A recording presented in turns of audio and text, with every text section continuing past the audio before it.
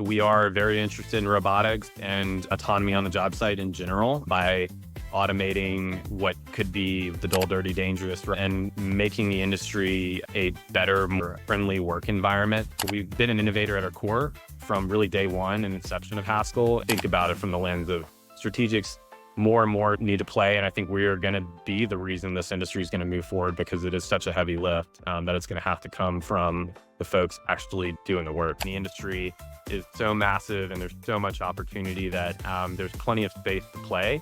I think it's going to look very different in 10 years. We're going to hear how much faster these projects are moving and how much more effective the industry is getting because of their use of technology and rethinking how we build. Welcome to the podcast. Could you introduce yourself and tell us about Haskel, Dysruptek, and your position there?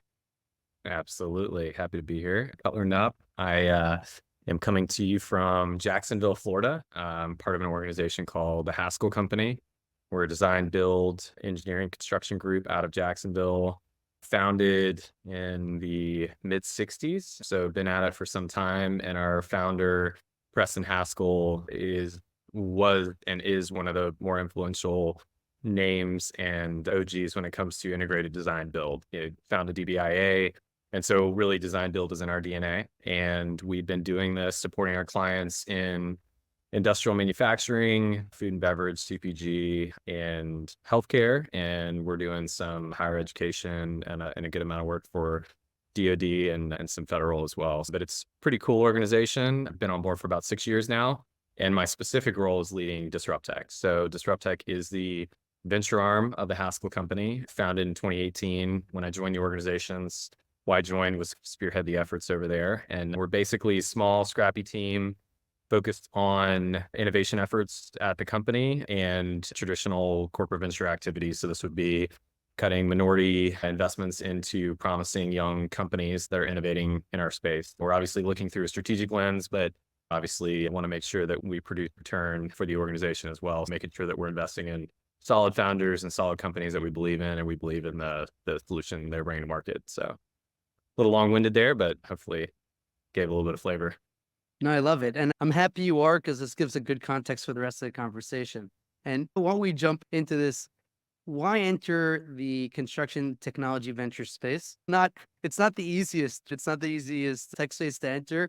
Why enter there also like on a personal level? Like what drove you to this position? Yeah. It's a long-winded journey on how I got here, but I've always had some entrepreneurial blood, I would say, from my father and my grandfather, both being entrepreneurs and business owners. Seeing arguably probably the not so rosy side of entrepreneurship, but in college, found a small company and always been interested in early stage ventures and building. And my education took me down the route of finance, traditionally trained, and joined an organization early on in my career that was really fast growing group. And ended up leading corporate development for them. So doing a lot of M&A in the software and IT services arena. So that really sparked my interest and humility around technology and what I know and what I don't know. So I've always been interested in technology, entrepreneurs building businesses, and then had a successful career in that field. And when we eventually sold that company, it was time to start looking for something new. So I'd been scouting for a while and came across this company, Haskel, and they had a unique job posting. And I said, let's bring in some flavors together. And I'd done some early stuff around venture, also just internships and whatnot when I was in college, and I always really liked it. And so decided why not try it out? And I didn't really know much about construction or engineering, really. Okay, so we know how tough the construction technology is. Out of all the different tech spaces you could have entered, why do you enter the construction tech space on a personal level? Like how do you end up in this position? Yeah. So in all honesty, I do enjoy a good challenge. As mentioned, I didn't really have a background in construction, engineering, or architecture, so I was already a bit over my skis, so to speak. But when they explained the role to me and what they were looking for, and the leadership team's very thoughtful in putting together what is Dysruptek and the team that exists today. So saying we didn't necessarily want to bring somebody in that was jaded or had preconceived notions about the way things should be done. And when I had that affirmation, I was like, okay, I think I can do this. And how hard can it be, right? coming from software and IT services, especially in the corporate development M&A arena. I'm with very intelligent bankers from across the world. I'm dealing with very successful entrepreneurs, private equity, et cetera. So I'm like, I think I can handle construction engineering. I came in, I've been very humbled since then. So I guess to answer your question, really came across it as a bit opportunistic. And I'd seen prior as well where industries like retail, which was the specific focus of my last organization, I'd seen the transformation that took place and how disruptive the Amazon e-commerce omni-channel experience was for a lot of retailers. And I saw the ones that got on the boat quickly and those that did not. And you could see this across financial services, banking, et cetera. And it's really, when I looked into the industry and started exploring a bit more before accepting the role, I realized that there's a plethora of opportunity here. And that's where I like going and getting my hands dirty and getting into the hard stuff. Yeah. So it's actually really interesting because you entered the space with a lot of experience from working with tech companies, working with corporates, but entering a new field, there seemed to be an appreciation for someone who has like new eyes on the process. How do you feel today that contributes sitting around with a lot of engineers, probably most of the time? Like, how do you feel that your insight actually maybe coming from like a blank page or not blank, from like a clean slate, maybe not being so industry immersed? You're already 6 years into it, so maybe you could look back. What do you feel that fresh perspective gave them maybe have been overlooked? I think it gave the ability for someone to ask a lot of questions that folks that had experience maybe wouldn't be comfortable asking, like the why. Why do we do it like this? And came again with that fresh slate. So I was comfortable with asking a lot of those what some might say are silly questions, but why do we do it like this? Why is it done like this? Why don't we do it like XYZ? So that was really the opportunity that I had. I will say that I did need others around me to get up to speed on the complexities of the industry and what seems like simple problems to solve end up there's a lot of layers to this onion, and the novice understanding is good, and it was helpful early on for me to get my basis and not be jaded about how things should be done. But it's definitely been very helpful to have all those engineers that are arguably much more well versed on the topic, and they can go deep where maybe I don't have that expertise, but someone on the team or someone in the organization does. So that's been helpful to be able to pull from the org as well, but also think about it from the lens of what's possible versus what's not possible. Great, because I love this as also an example for a lot of people who might be sitting on the fence, who might not be coming from the industry, but at the same time are really interested in investing in construction tech, really interested in learning about the technology in this space. And I think that, like you described it really well, coming in, bringing a new perspective could actually add a lot of value. At the same time, recognizing that humility of recognizing I really do need a lot of domain experts around to actually see how viable and feasible the tech is. I think it's an interesting, I think it's an important kind of insight to share. Maybe you could also give like your perspective. If you were starting fresh and new into the industry, what would you recommend a really early on investors just believes in the space, believes in construction industry and the opportunity to disrupt, but might be sitting on the fence? Yeah, for sure. There's no better time to engage. And even though I've been at this 6 years now, and when I first started, it felt like we were just getting rolling. And then 6 years in, it still feels like we're in very early innings of this because it does take so long to scale a lot of these things. But I would encourage, especially from the corporate side, I think there's a hesitancy from traditional venture capitalists and other even family offices or angels. They're smart enough to see the opportunity and say there is a better way, but they're also intelligent enough to say maybe we don't want to be the first or it hasn't worked yet. Maybe let's wait and see.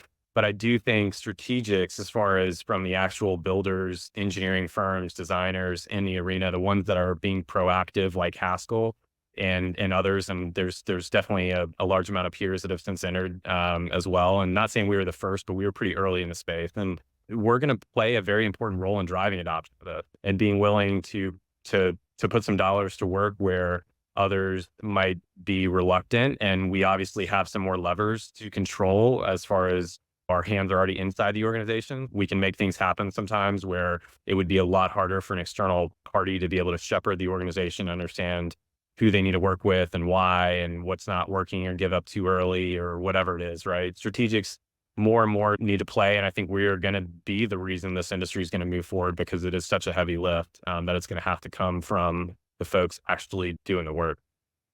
I love it. And we have to I don't want to jump in into other topics because I want to get to this a bit later. But even right now with the AI frenzy, and today became like a hot topic, a lot of people started investing in it.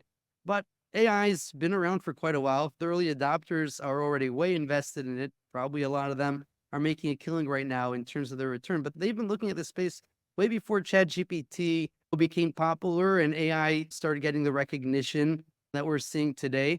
Early adopters is a big thing. What would you say is the benefit that you're seeing coming from an organization that has been an early adopter and is making such an impact in the industry? Yeah, so I think from the technology side, it is very disruptive technology. It is not new. This has been going on for quite some time, right? But it is the availability, I think, that has really raised awareness of the true impact of this technology. And whether someone's just downloaded Chat GPT or like an app like Perplexity or something like that and just even used it a couple times, they're able to really see that impact. And we're seeing a I would say an undercurrent of interest and more acceptance of technology as of recent than prior. And this is a combination of things, I'm sure. But I have a theory that the access to powerful tools like ChatGPT on the consumer side have really opened the eyes of folks that maybe were reluctant to the power of technology, but now saying, wow, something as simple as taking my meeting notes can be automated and get my action items from it, things like that. And that's a very rudimentary, simple use case.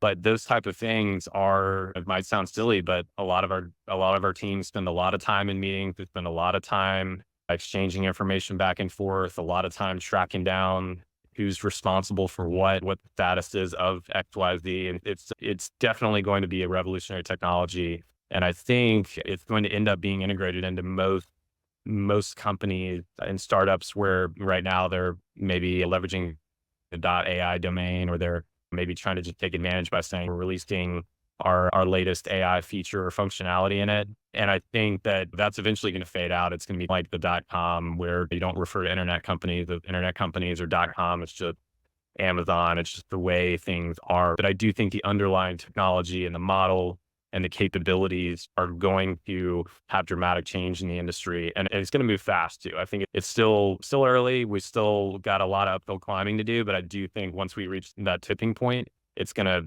come real fast all at once. And obviously with certain areas of the industry, you think about design, you think about engineering, where, the way the services are rendered today is going to change because of the speed and efficiency that can be gained with a lot of these AI-enabled technologies. Okay, so AI in itself is a really interesting topic, and we'll probably jump and I'll ask a few questions about it also again a bit later. It's also one of the unique things that, having you on the podcast is you and have been one of the earliest, I think, to the party when it comes to construction tech. One of the earlier companies drove Haskell to make that decision to start investing in construction technology. Everyone else is on the fence. Why be an early adopter? Yeah, for sure. As I mentioned in the intro, Preston Haskell, our founder, being an innovative mind around design build and being frustrated with the way it worked. And he was an architect and engineer by traditional training and worked on both sides of that table and said, that there's a better way to do this, including getting the work in place. And he took that task up and has really been fundamental in that. So saying all that, we've been an innovator at our core from really day one and inception of Haskell. And I really think that this is the next iteration of innovation in the industry. And fortunately, we have a very thoughtful leadership team that very much supports this and understands that this is a long game, but they see the opportunity and they see how disruptive the technology is going to be on not just our business model, but on the entire industry. And we have to start thinking 7, 10 years in the future about what our business looks like and what our project consists of and how we get the work done. I love that. I think you like the way that it sounds is that this isn't only like an added-on feature, but the essence in Haskell, you guys have always wanted to challenge what the norm of the industry is, thinking that there's better ways to do it. And that same kind of culture drove you guys also to look at technology. Yeah, absolutely. And you hit on a really good point there, right? The technology is exciting and it is going to bring monumental change, but it's only the technology paired with the people, right? And then the process. And really, a lot of this is about that underlying think outside the box mentality and not to get too stuck in our ways about this is the way it's been done. This is the way it has to be done again. And arguably, everyone in the organization is very, very in tune with that mindset. But now with Dysruptek, we have officially opened a channel and a part of the organization that really is just centric around that. So we can be anything from just a simple sounding board where folks can come to us and just maybe express frustrations about something that was taking place in their day to day, that there has to be a better way, or like, why can't I escape from Excel? And if anything, we're just like a shoulder to cry on and say, it's fine. Excel's going to be here for probably another 20 years. Let's just accept it for what it is. But there are alternative technologies that we can introduce, but also that really the culture and saying for the younger generation that's joining construction and really shedding the light from all the way from our high school interns to our college interns and showing them like, this is no longer your dad, your grandfather's construction industry. This is, you will be dealing with the latest technologies available. And that's what's really exciting. That's what's exciting to me too. Most of the stuff we're finding is really cool applications. A lot of it can be deep tech. A lot of it's coming from defense and space applications because those environments are so similar where it's hard to get something done in a very remote area where you don't have existing infrastructure in place today. Maybe you don't have connectivity. You have a large workforce that has to all be coordinated. There's multiple trade. It's a very fractured operating environment that decisions need to be adjusted and changed on the fly. And again, understanding your military background, you really respect that as well. But it's very similar in that regard of saying the challenges can be the same. And this is exciting technology we're dealing with. And if you come and you join our organization, just know that you're not going to be a lagger. You're going to be working with the latest and arguably maybe too premature in some cases or too early. That's part of it. I think you're bringing up a really interesting conversation starter, which is the role of people in technology. And just the way you're describing it is you guys are becoming a magnet to really great talent who want to see a different industry, who want to be part of the construction industry. And this is their opportunity to play a part in an environment that's not looking at a traditional do it. This is what we've been doing. This is what we've been doing all these years. But the answer is, yeah, come, engage, look, see how the industry can change. And that actually is attracting talent while there's like a kind of like a side dialogue of a lot of concern. What's technology going to do to talent? Is it going to drive talent away? Is talent going to become obsolete? Maybe we don't need people in the industry. So I don't know. I'm going to pick your brain on this one. Yeah, for sure. So we're definitely always going to need people in the industry. That's undeniable. We are very interested in robotics and autonomy on the job site in general by automating what could be that I didn't coin, but the dull, dirty, dangerous, and making the industry a better, more friendly work environment for those folks that are delivering these projects for us. And that has a lot to do with the people and this 100% can't be done without the folks executing this. And so I'm a bit more I'm a bit further out, I think, than some on where, fully autonomous heavy equipment on a job site, things along those lines that will undoubtedly be a part of our future. But how near is that? I feel like a bit further out still. This is regulatory. There's so many dynamics that go into this, but definitely technology is going to be a big part of the future. And what we're trying to do is really optimize our structure today. So we're not, going and saying everybody, you need to start exploring and researching AI because it's going to replace you. It might replace you if you're not good at what you do, but ideally it's going to be a tool that, like anything else, it's going to help you augment it, speed up, and reduce some of that friction. And again, with Dysruptek, it's not about what we're doing or that we're the smartest people in the room, right? Which in most cases, I don't know if my team agrees, but I'll just say that I feel like I'm not. In most meetings that we go into, I'm definitely not the smartest person at the table. We have to understand how this gets done collectively. Okay, I love it. We're going on now into another question, which is really about Dysruptek. It sounds that you're somewhat also, you guys are psychologists of the entire company. Everyone who has problems comes to you. You guys are looking forward looking about the industry, what technologies out there you guys are investing in. It sounds like you guys are juggling a lot. You guys are relatively unique to a traditional CVC. What would you say makes you guys different? Yeah, I work with some of the best in the business in my humble opinion. So that always helps when you're surrounded by good people, when you have a leadership team that really supports it. What I do like to say with the team and the way we've structured it is saying it's not about me, it's not about the others on Disruptech specifically. We're not here, like I was talking about, the smartest person in the room to solve all your problems, but we are a platform that will enable you to help solve those problems. And we're here wherever we can support it. We're constantly vetting the landscape of the startup community with our partners globally and saying, what is the latest and greatest? So we have a treasure chest of what exists today. We also know some tried and true solutions that might just be a better way. And then sometimes, again, it's not necessarily a technology that can solve the problems. And there is a couple magic wands out there, but it's not across the board. So Disruptech is really the platform and saying, we will help to unlock the ability for you to leverage the latest and greatest, but also as a partner to really help shepherd that change and help support where these folks they've got a lot on their plate and they want to pilot some technology and they want to use a new solution, but it takes time and energy and effort to learn, to train their teams on how to use it, to get support, negotiate these contracts, et cetera. So that's really where our team comes in to help expedite that, help make sure that we're not internally squabbling about who's BU paying for what, or was client going to pay for this, or what's the value, et cetera. We're helping to establish all that so we can make it a simple pilot and really just run through these technologies and understand like where they fit, do they provide value or not, and then let the business make the call from there. Okay. And if I was a startup, I'm startup sitting here, I'm looking for the best strategic investor. Why you guys? What makes you guys really stand out above any other investor in the space?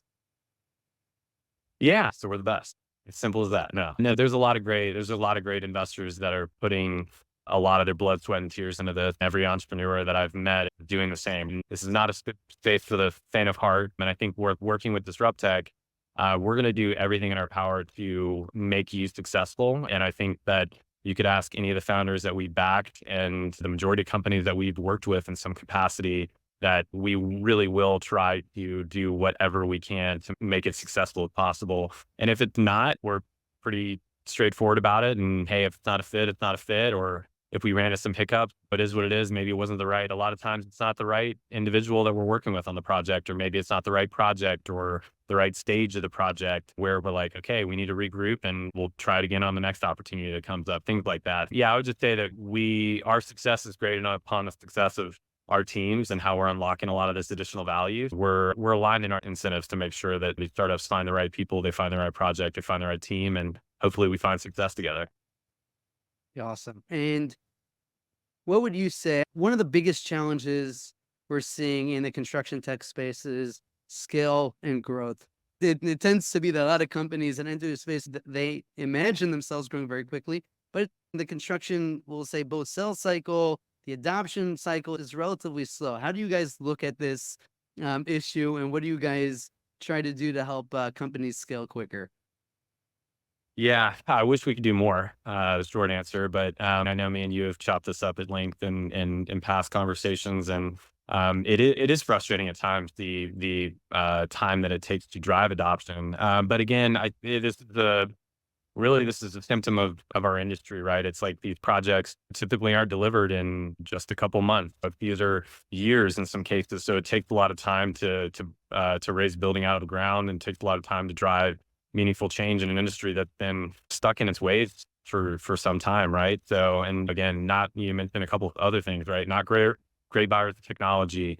We don't have the spend in IT that a lot of other industries do. We don't really rely on technology the same way. But I think, again, everything from AI to seeing some of these interesting cyber attacks to whatever it is driving more energy around the spend in IT, and that is changing the dynamics there and saying, yes, some upfront investment is required, but this is going to pay dividends for us down the road. It's a lot about unlocking that value and how you're positioning it. Finding the right people to work with on the project is critical, and that's typically where it lives and dies. But we try to do as much as we can to get that right on the front end, but a lot of lessons learned there. And it typically takes folks wanting to change, right? So we fortunately have been able to create a culture of innovation internally where there's a lot of enthusiasm around change and around the future, not hesitancy or fear. It's more of embrace and willingness to change and do reflection on why we can be better every day, right? We do fortunately have a lot of that going for us. But again, this really does boil down to people.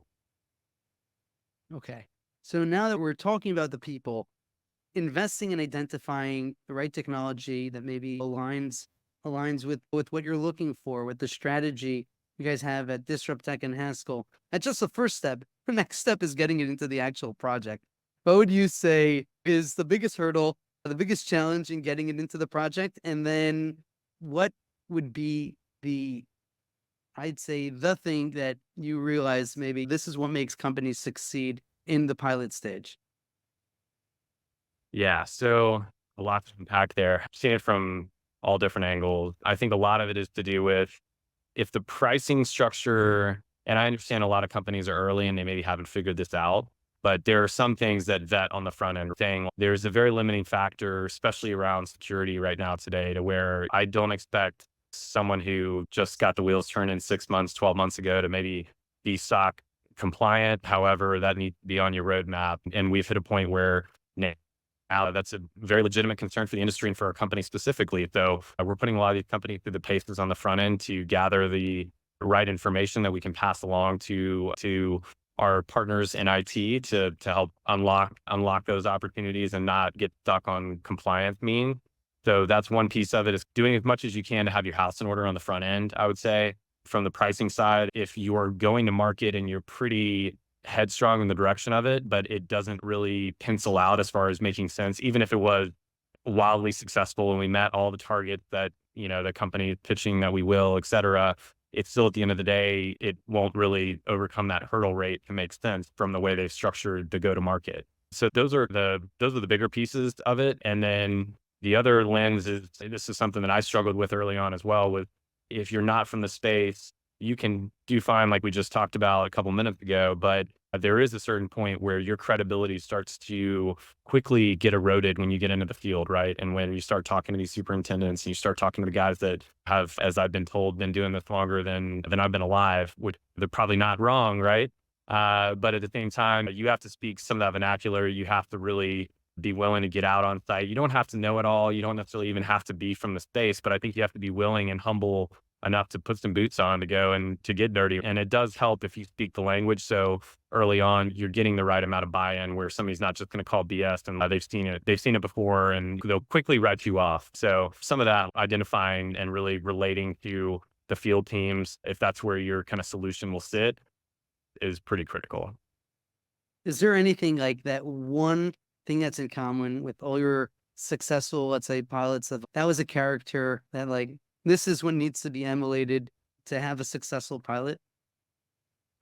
Yeah, first and foremost, you got to solve a real problem if we're coming together. And we've been guilty of this too, where sometimes we have either misinterpreted what the process is and where the real bottleneck lies or where the real challenge is. And we've misaligned what we thought was going to be the right solution for it.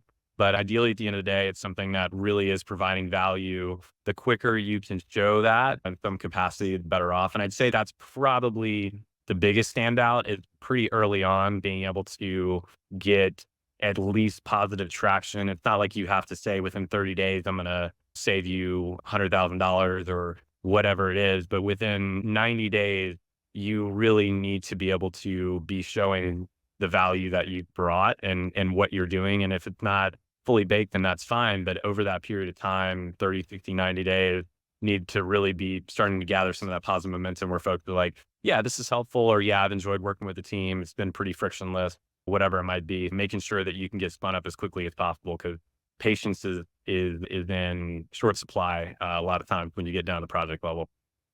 Yeah. Okay, cool. So maybe it leads me into just another kind of question is, what's the biggest challenge in terms of measuring the success of a pilot? Like a case study, a classic case study of success. Yeah, this was successful. Yeah, and you're saying from what are the challenges around that?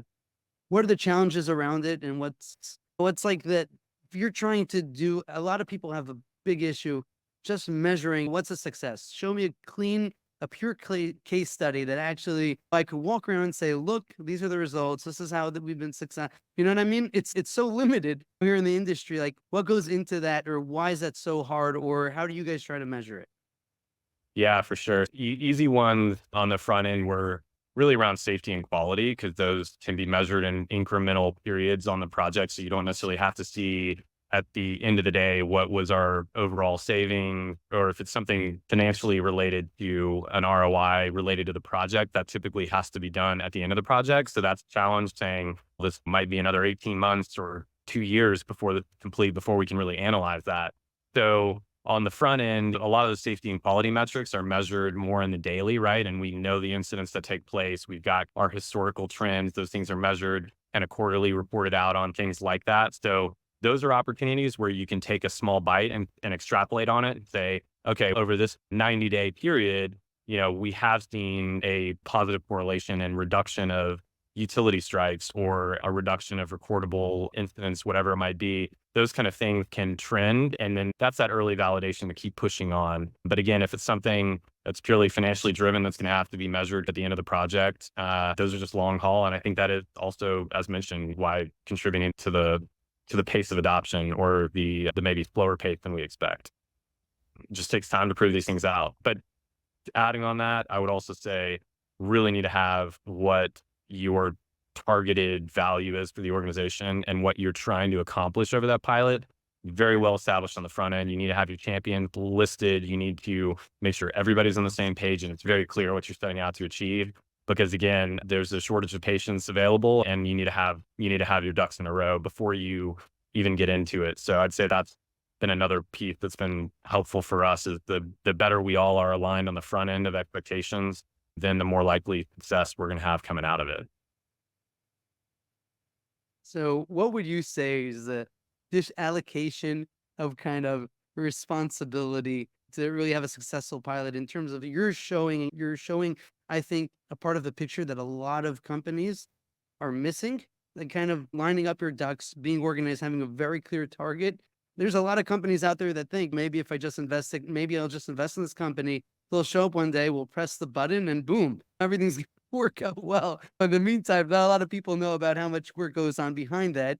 And maybe but at the same time, you have the tech company that really needs to come purposeful, realizing his value. What would you say is the allocation there, the responsibilities of each party? Yeah, for sure. I would say there's just as much responsibility on our project teams to be willing to utilize said technology, but it does take the startup being willing to get on site. And we've also seen that there is a positive correlation between willingness to engage and actually go on site, whether that's necessarily relevant or not, but it helps to build those in-person bonds. It helps to really connect and establish like a different level of relationship with those project teams. So I'd say that be willing to put your boots on, be willing to travel, be willing to get in the trenches with the folks that are going to be closest to your end users as possible. And that will build rapport where before they might be able to write you off because they just joined a couple of Zoom calls and, oh yeah, they just loosely maybe committed because Disruptek's pushing this thing or whatever. And they're like, yeah, cool, we'll do this. But if, the teams that we're working with really get involved and say, yeah, let's go meet the project team. Let's go, even if it's a short trip. And like I said, maybe not necessarily has to be done in order for it to be successful, but it really does help build that rapport where they feel like they have a responsibility to reply, to act on, et cetera. And we try to do the same by saying we want to try to remain as visible as possible. So we know how crazy this AI frenzy is. It's every other day there's a new app, there's people learning how to prompt. It's becoming like a major tool that we're seeing everywhere and across almost any industry. It's starting to affect most people's lives. How is AI going to affect the construction industry? What do you think the impact's going to be? Yeah, I think it's going to look very different in 10 years than it does now. Like I said, I don't think we're going to necessarily have fully autonomous heavy equipment running around on a populated job site in that period of time, but we will be working very differently. And I think that I do believe that the industry has a lot of rule-based processes that are ripe for the application of AI. And I also think that the layer of that human-based intellect that can be modeled with AI is going to be very impactful in how we're making decisions and how we're using technology, where it's going to really I think it's going to reroute what we're doing, where today and traditionally up until today, it's been a lot about taking existing processes that are maybe manual, maybe duplicate effort, maybe paper driven, into that kind of digital single source of truth, automated record keeping. And then now it's going to take it towards that like very much proactive lens, where now it's transitioned into something that is much more living, breathing, and you can use it as a very intelligent sidekick, right? And that's going to be very meaningful for the team. And again, all the rules based engineering and design that we do, you can see the creative problem solving, where essentially it's like instead of one or two individuals brainstorming about how to solve a problem, you can bring in a very intelligent supercomputer as a sidekick that's going to give you even more optionality and even more creative jumping off point to solve whatever that issue is. I think it's going to be very impactful. I think it's going to change the way we deliver projects. I think it's going to change the way we build and pursue projects. And yeah, I'm very excited about what's to come. And I think it is going to be one of the most disruptive technology that we've ever seen, and especially the impact on any other industry is going to be, I believe it's going to hail in comparison to what we're going to see around construction. Okay, I'm excited. I'm excited. It leads me to the next question, which is, what do you think the future of the construction industry is going to look like? And how is technology going to help shape that future? Yeah, absolutely. I think you're going to be able to, the role of the GC is going to evolve a lot. This is a touchy subject, since at our core, Haskell is the design build general contractor. We're doing projects all over the world. So we're seeing how things operate from a regulatory, from a sustainability element, et cetera. So the role of the GC is really going to change, and saying maybe you're going to have one project manager that can manage a portfolio of project now, because of a lot of the automation, a lot of the intelligence that they're able to gather. I think that crews are going to be much more effectively managed. I think that supply chains are going to have a much needed overhaul in visibility and understanding of execution. I think a lot of the contractual nature of these engagements is going to shift as well, when technology continues to uniquely de-risk projects in certain ways. And then you see the ecosystem coming together. You see the material suppliers investing in how they can better use the data that we're collecting, and the digital twin, that I still can't get a straight answer from anybody about what that definition really is, but how we use that today, and saying that we have a lot of access to data, but bringing it all together and bringing the really fractured ecosystem together. I'm a bit reluctant to go into kind of my specific thoughts on strategy into the future and how general contractors stay competitive and remain relevant, because that's kind of something that's very active and very front of funnel right now, and top of mind for us. But it is going to look very different. But again, I think it's going to be doing more with the same, and ideally that's how we continue to scale. We'll find opportunities to grow profit margins that will increase additional investment into technology and into sustainable materials, and understanding how we can build more effectively and keep people safer. All those things are going to be very positive. And I think the industry is going to have a much different perception from the public eye as well, right? Because typically you're seeing probably 60% good news, 40% bad news. If it's something to do with some major construction project, it's either, wow, great, this is finally finished, or wow, this project is insanely behind schedule, or wow, it's a really unfortunate there was the loss of life on this project, or whatever. And I think that those are going to become more the outliers than the norm, and we're going to hear more successes, and we're going to hear how much faster these projects are moving, and how much more effective the industry is getting because of their use of technology and rethinking how we build. But I do believe it is going to take a ground up rebuild and rethinking how we execute. But again, verdict's still out. I'm not a great gambler. I'll leave it at that. I'm not a financial advisor as well for those listening, but yeah. Okay. So we're about to wrap up, but before we do, what is your best advice, or what's your advice to founders that are trying to build solutions for this space, or are in the middle of their journey? Yeah, absolutely. It's a long road. Whatever you thought your growth path was going to be, out a couple of years on it, I'm probably telling a lot of people stuff they've already experienced or know. But I would say hang in there, and the rewards are going to be significant. And the industry is so massive, and there's so much opportunity that there's plenty of space to play. I think you just have to know what you're trying to solve for. Be very willing to listen to your clients and your partners along the way, So I guess those would be the two, is just typical entrepreneur stuff, right? Remain humble, listen to your client. They're not dumb. They've been doing this for some time. And if there's challenges or if you're too stubborn on what you're trying to do, that's going to just add to the heartache and the heartburn. Yeah, just stick with it and be willing to learn and pivot and adapt based on what the market's bringing you. Cutler, loved having you on. Thank you so much for sharing your insights. I know it's going to go a long way for a lot of the audience. So thank you very much. I Love to appreciate be here. Yeah, absolutely. And thanks. I'm looking forward to chopping it up again soon. looking forward. Cheers.